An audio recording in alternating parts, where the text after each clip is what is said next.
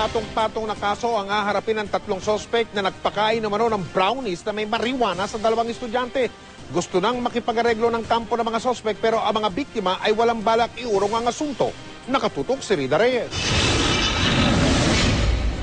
Sa Quezon City Fiscal's Office ka pumunta ang dalawang third-year college students na itatago natin sa pangalang Rose at Jane. Reklamo nila, nitong Hulyo, pinakain daw sila ng brownies na may halong marijuana ng mga suspect na sina Antonio Lalin, 33 years old, Rafael Santos III, 20 years old, at nakaklase nilang si Kathleen Luz. Sina Lalin at Santos lang ang dumating sa piskalya.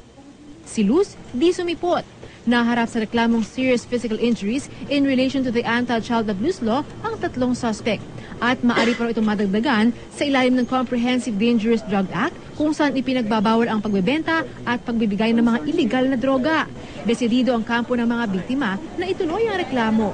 Masakit po kasi parang sila pa yung babaligtad kasi nungalingan po. Yun po yung inilalaban namin na kasi parang sila hindi talaga lalabas po na masama yung anak ko, yun yung iniwasan ko.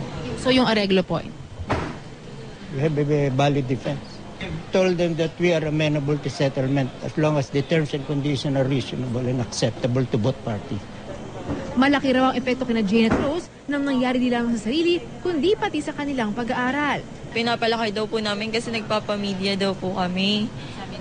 Sabi po ng mga klase namin na hindi lang naman sa ospital na tsaka yung pakiramdam, naramdaman namin yung masakit. Yun din po, pagpasok po namin, yan po maririnig namin na kami pa yung sinungaling, masyado kami nag-overreact. Kay Kat, magpakababa naman siya kasi siya yung may mali.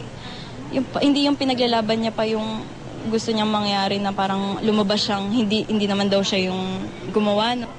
May 10 araw mga inireklamo para magsumite ng kanilang rejoinder o sagot sa reply affidavit ng mga nagreklamo. The respondents have yet to submit their rejoinder. So the evidence on record is not yet complete. I will study the materiality of that allegation. Once I receive the complete set of evidence on October 22. Rida Reyes, Nakatutok, 24 Oras.